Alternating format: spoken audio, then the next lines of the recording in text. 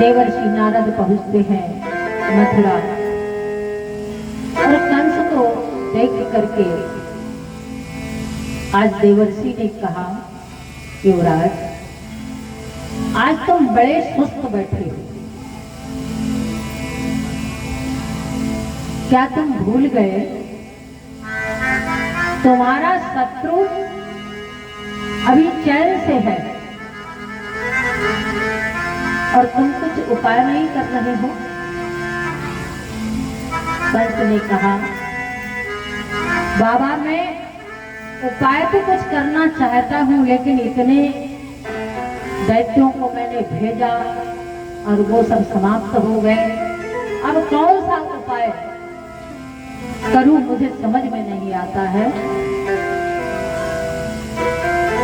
तब देवर्षि नारद ने धीरे से कान में कह दिया कि देखो तुम धनुष यज्ञ लीला करो और जब कोई उत्सव किया जाता है तो मान्य भाइयों को बुलाया जाता है, तो तुम बुलाओ। एक बात समझ में आ गई, पर उनको बुलाने कौन जाएगा। देवर्षि ने कहा, देखो उनके वंश परिवार का कोई हो तो उसी को भेज दो। जब उनके परिवार का कोई बुलाने जाएगा तो किसी को कोई शक नहीं होगा। बात समझ में आ गई। सुखदेव जी कहते हैं, एक दिन की बात है, आज कंस ने वसुदेव के भाई अक्रूर को बुलाया और अक्रूर से कहा, गच्छ नंद प्रजम तत्र सुतावानक दुंदुभे आसते तबिहानेन रथे नानयमाचिरम। जाओ अक्रूर, कल प्रातः काल तुमको रथ सजा के दे दिया जाएगा, उस पर सवार हो जाओ और जाओ दोनों बालकों को ले आओ। अक्रूर विचार करते हैं, ये तो दुष्ट है, मैं लेने गया और वो यहाँ आ गए, कहीं ऐसा न हो ये मार दे। तो कुछ जब आनाकानी करी तो इसने मृत्यु दंड देने का भय दिखाया कंस ने अक्रूर को। अक्रूर विचार करने लगे, ऐसे इसके हाथों से मरने से क्या फायदा, अंत में भगवान का दर्शन भी नहीं होगा, तो चलो वृंदावन चलते हैं। और अक्रूर जाते हैं वृंदावन। सांझ को रथ पहुंचता है, कृष्ण बलराम दोनों आकर के चरण वंदन करते हैं। अक्रूर को हाथ पकड़ करके बाबा के पास ले जाते हैं। बाबा ने अतिथि सत्कार किया है और फिर आने का कारण पूछा। अक्रूर ने सारा हाल बता दिया और दूसरे दिन प्रातःकाल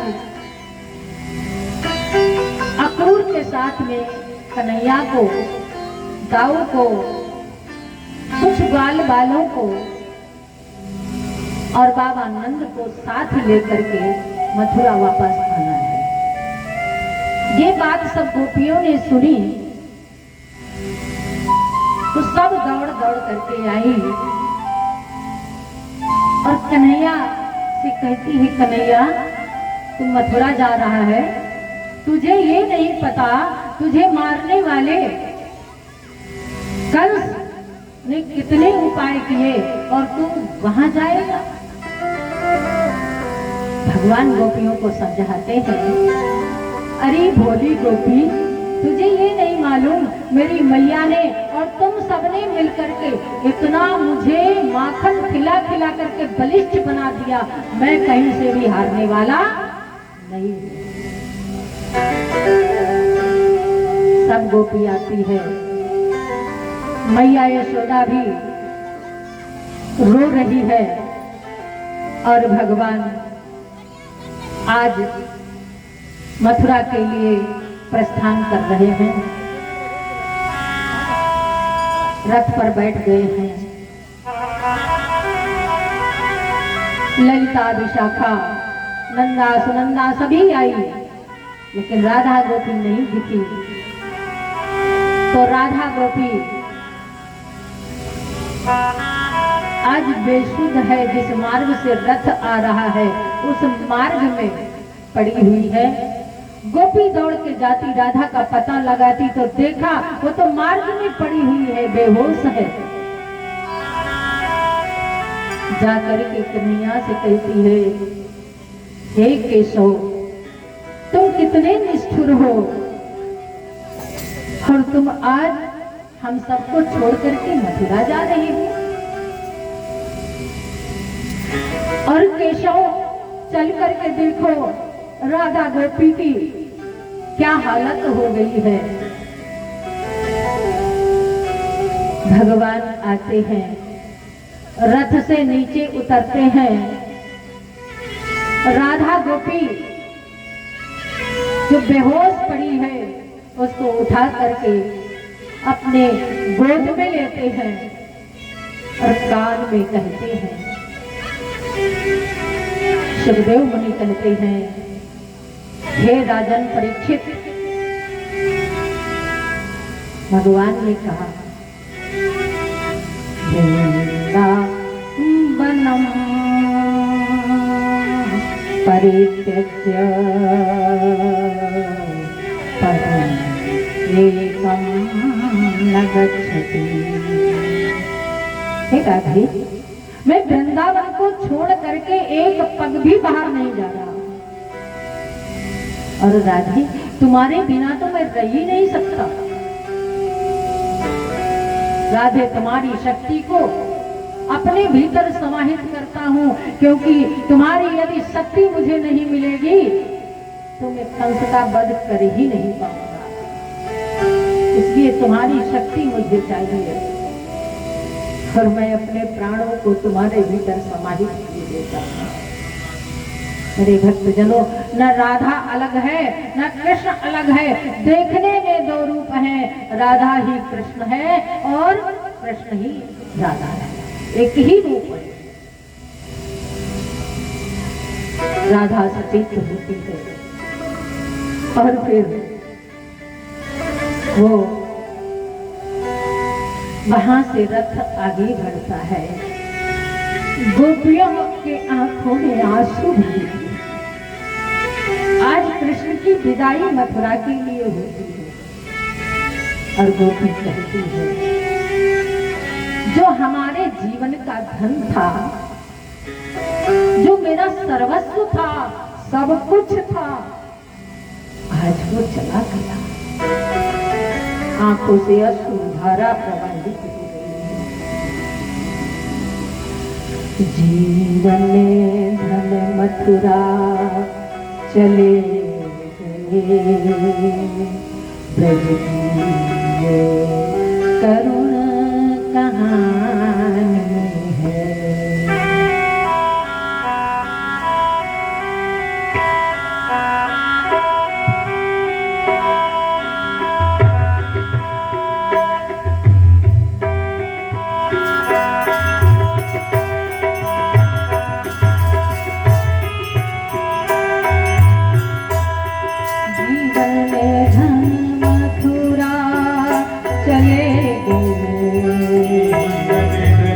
मथुरा चले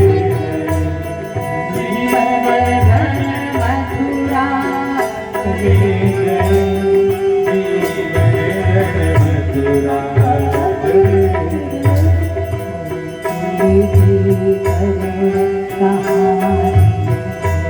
गोकुल की करुण कहानी है। गोपियाँ कहती हैं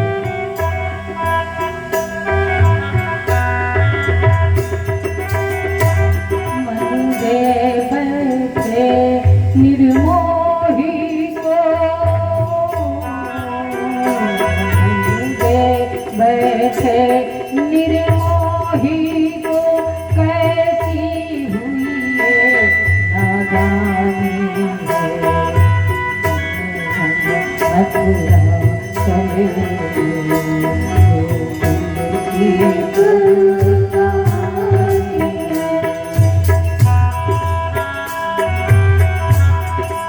हरि बोल।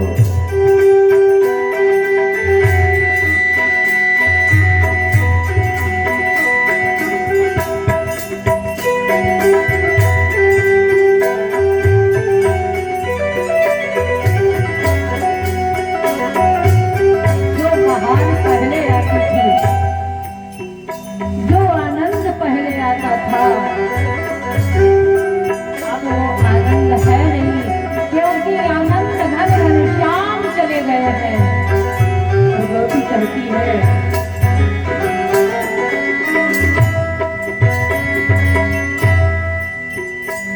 आके बहारे रोती है ग्वालों की पुकारे होती है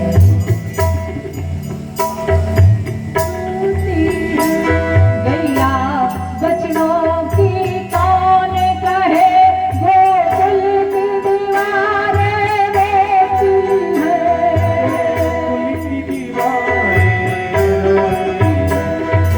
गोकुल की दीवारें रोती है गोकुल की दीवारें रोती है। गोपियाँ कहती है अब सिसक कर रोना है अब सिसक कर रोना है निष्ठुर की याद भुलानी है निष्ठुर की याद भुलानी है। मन के बैठे निर्मोही को कैसी हुई ये नादानी है कैसी हुई ये नादानी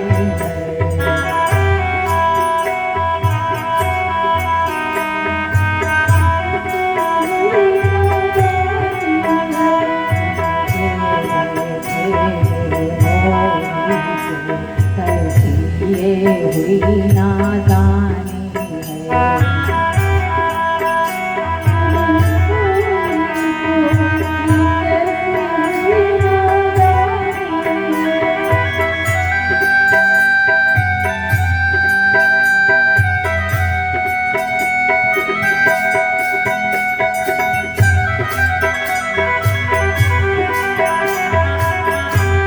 अब सब सुनना लग रहा है कुछ भी अच्छा नहीं लग रहा।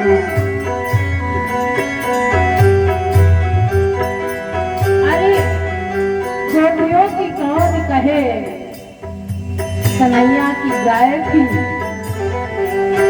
जिसका नाम गंगी था कन्हैया गंगी गाय का नाम लेकर के बुलाता था और वो आकर के अपने स्तनों से दूध की धारा बहाती थी और कन्हैया मुंह लगा करके पी लेता था।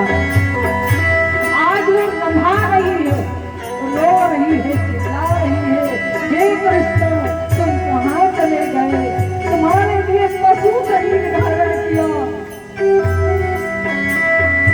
और फिर भी तुम्हारा वियोग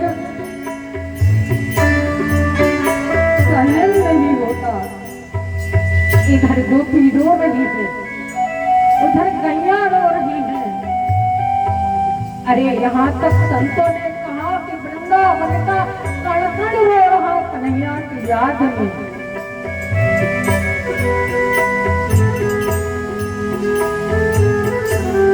और इधर सब की सब गोपी अनबनी होकर के बैठ जाती है। अरे सखी, अब तो ना तो खाना अच्छा लगता, न दूध ना दही। अरे सखी, मैंने बहुत बड़ी गलती करी। जब वो कन्हैया मेरे घर में माखन खाने आता था तो मैं छुपा के रख देती थी। मैं ऐसा जानती कि ये चला जाएगा तो मैं उसके निमित्त माखन छुपाती नहीं। जितना होता सबका सब खिलाती रहती, लेकिन मुझे ये पता ही नहीं था। रोती है गोपी, आंखों से आंसू बहते हैं, एक दूसरे को ढाढ़स बंधाती है। और इधर भगवान का रथ मथुरा की ओर चलता है। यमुना के तट पे आता है। अक्रूर यमुना में स्नान करने जाते हैं। भगवान के सुंदर रूप की झांकी होती है। आज अक्रूर को लगा भगवान ने अपने ऐश्वर्य का दर्शन करा दिया। चाचा देखो, मैं यत्र तत्र सर्वत्र विद्यमान हूं। देश काल दिश विदिश कहाँ जहाँ प्रभु नाम। इसका उत्तर मानस में। देश काल दिश विदिश हुमाही, कहाँ जहाँ प्रभु।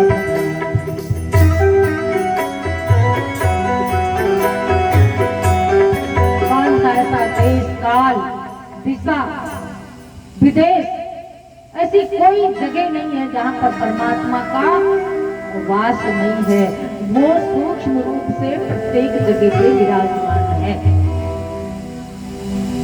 मेरे भक्तजनों, पुण्य करने में हमारा भक्त सावधान रहता है, परंतु पाप करने में सावधानी छोड़ देता है। सावधान रहता है, पाप करने में नहीं रहता। तो सोचता कौन देखता है, यहाँ कोई नहीं देखता। लेकिन जब पुण्य करता है तो सावधान रहता है कि देखो कहीं ज्यादा तो नहीं जा रहा है ना। मेरे भक्तजनों, आज भगवान मथुरा की ओर चल रहे हैं। सायंकालीन बेला में रथ पहुंचता है मथुरा में। भगवान ने बाबा से कहा, बाबा एक बार मथुरा का दर्शन कर लेते हैं। कहीं मामा ने ऐसा तो नहीं किया है, दाढ़ाबंदी लगाती हो। बाबा ने कहा तुम ढीठ बहुत हो। बोले दाऊ है ना, ये संभालेंगे। भगवान दर्शन करते मथुरा का तो सर्वप्रथम धोबी मिलता है। राजा कंस के कपड़े लेके जा रहा है। भगवान ने देखा, पहचान गए, ये पूर्व जन्म का जिसने सीता जी को लांछन लगाया था, ये वही धोबी है। आज हिसाब बराबर करना है। कपड़े मांगे नहीं दिए, हठात बलपूर्वक भगवान ने उन कपड़ों को ले लिया और धोबी का उद्धार कर दिया। बोलिए कृष्ण भगवान की जय, कृष्ण भगवान की जय। इधर जब से नारद बाबा ने बता दिया कि धनुष यज्ञ की व्यवस्था करो, धनुष यज्ञ की व्यवस्था हो गई। अक्रूर को भेज दिया, अक्रूर ले भी आए। तो जब से अक्रूर गए थे तब से इसने अपने बचने का उपाय किया। अपने बचने का उपाय किया, ऊंचा मचान बनवाया, उस पे बैठा कि आएगा तो दूर से देख लूंगा।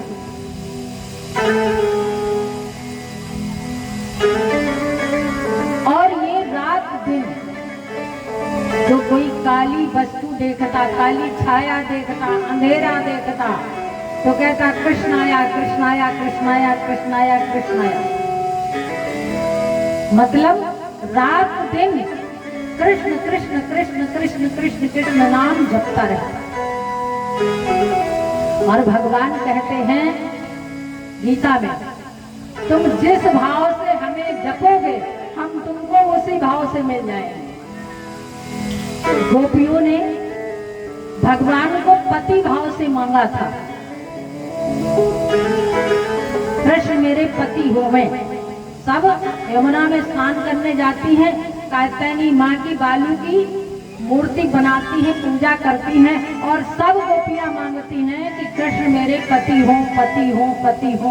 अब एक कृष्ण कैसे पति हो जाए?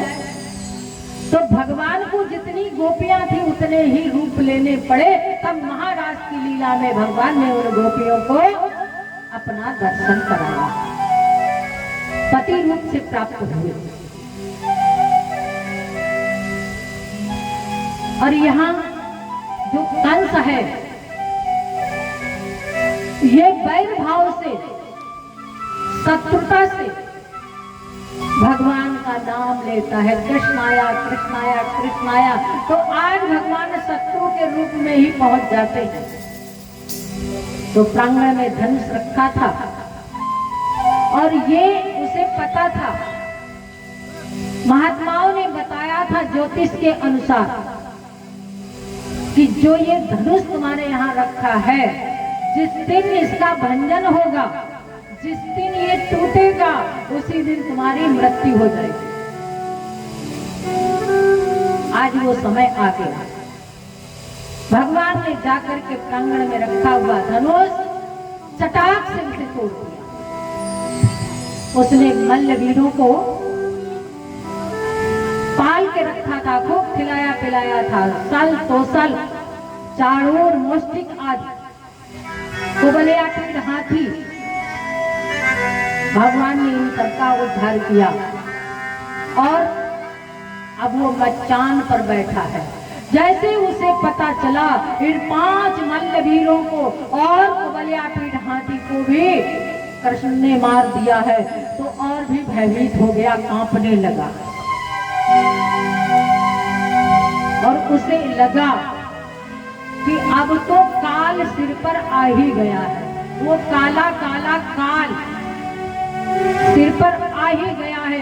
दूर से ही देखा तो वो हड़बड़ा के खड़ा हो गया। कभी आपने काल को आते देखा? नहीं देखा। एक्सीडेंट होते देखा? ये तो देखा होगा है? आराम से घर से निकले थे, जा रहे थे और क्षण नहीं बीता, काल आया, फिर बता ही नहीं पाए काल है कैसा। काल का मतलब समय, उसका समय आ गया, हड़बड़ा गया, व्याकुल हो गया कि अब मैं नहीं बचूंगा, क्योंकि धनुष टूट चुका है और जब धनुष टूट गया तो मेरी मृत्यु निश्चित है। पर क्या लिखा है?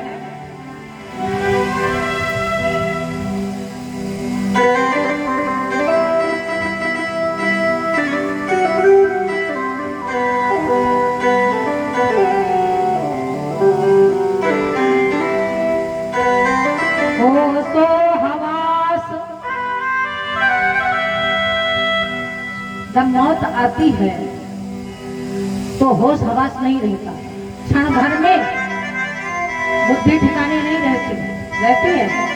हाँ? किसी को मरते हुए देखा, घर में तो देखा होगा, बाबा दादा नाना, किसी न किसी को तो देखा होगा गाँव में। जिस समय मौत आती है उस समय होश हवास नहीं रहता। ताकत तो वैसी है, शरीर भी वैसा है, शरीर में कुछ कम नहीं हुआ, सब वैसे ही है, लेकिन हार्ट बीट बहुत तेज हो गई है।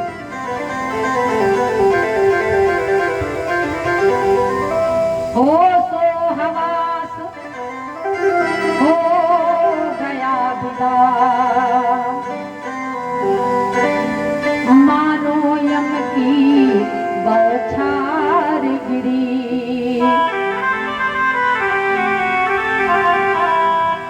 नाथ उबार करते करते हाथ से तलवार, और कहते हैं शस्त्र का हाथ से छूट जाना हार की निशानी, जीत की निशानी नहीं है। जब हम युद्ध में जा रहे हों, अगर हमारा शस्त्र हाथ से छूट जाए तो मान लो हमारी हार हो जाएगी। अब शकुन हो गया, इतना हड़बड़ा गया कि उसके हाथ से जो तलवार भगवान को मारने के लिए लिया था वो छूट के गिर गया और फिसल गया, हड़बड़ाहट में फिसल गया। और जैसे ही फिसला भगवान उनके पास पहुंच गए। सिर ताज गिरा, जब फिसला तो सिर का मुकुट निकल के गिर गए। सिर ताज गिरा, सिर पेच गिरा, सिर केस पड़े प्रभु के कर में, सिर केस पड़े प्रभु के कर में।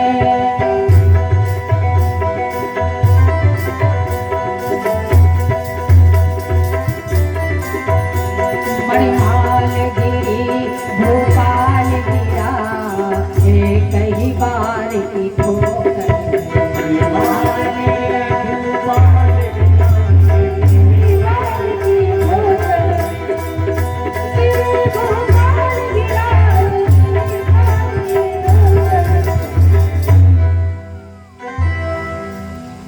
ऐसी ठोकर लगी कि एक ही बार की ठोकर में मुंह के बल गिरा। तो भगवान पहुंच गए थे तो भगवान ने सोचा इसको उठा ले, लेकिन उठाने के बजाय क्या उसके केस हाथ में आ गए। सोचता समझता कुछ लेकिन, सोचता समझता कुछ लेकिन, चतुराई का अवसर न मिला।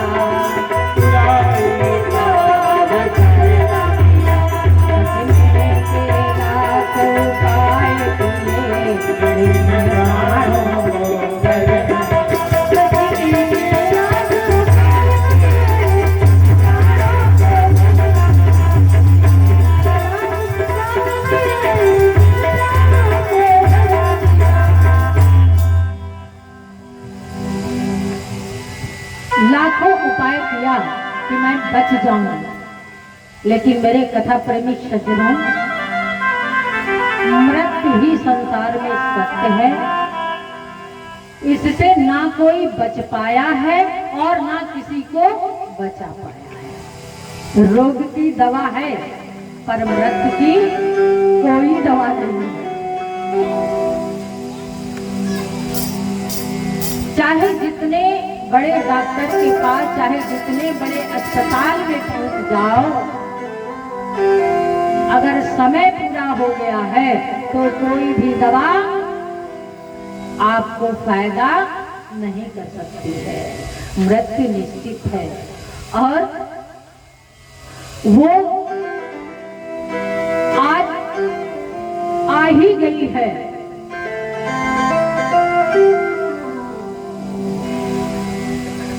यस्य जन्म ध्रुवो मृत्यु,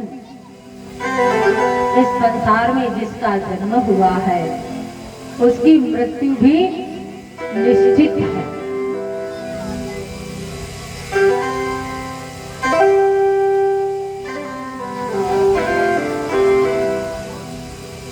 कंस मचान पर बैठा था, फिसल के नीचे गिर गया। भगवान के हाथ में केस जैसे ही पड़े भगवान ने देखा और कहा, मामा श्री, जिस दिन मैं पैदा हुआ था, जन्म हुआ था, उस दिन से लेकर के आज मैं आपके घर आया हूँ। 11 वर्ष की आयु भगवान की है और भगवान ने आज तक बांसुरी बजाई थी, शस्त्र अस्त्र धारण नहीं किया था। आज कुबलिया पीठ के दांतों को भगवान ने कंधे पर रखा।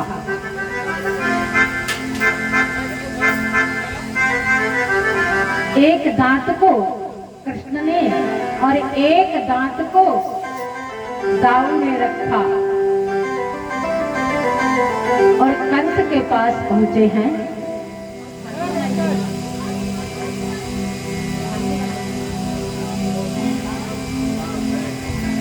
हेलो। हाँ, कृष्ण दाऊ को लेके आइए। हेलो। बोलिए कृष्ण बलराम की जय, कृष्ण बलराम की जय। भगवान का नाम संकीर्तन करो, बोला। बोले बाकी बिहारी लाल की जय। देखिए, अभी बड़ी ही सुंदर झांकी आने वाली है और उससे पहले हम सबके बीच और हमारे मेहमान माधवगंज से चल करके कुछ भक्त आए हुए हैं, तो मैं उनसे निवेदन करूंगा कि वो व्यास पीठ पर आकर के परम पूज्य मां भक्तमयी से आशीर्वाद प्राप्त करें और सभी भक्त इनके लिए जोरदार तालियां बजाएंगे इनके स्वागत के लिए।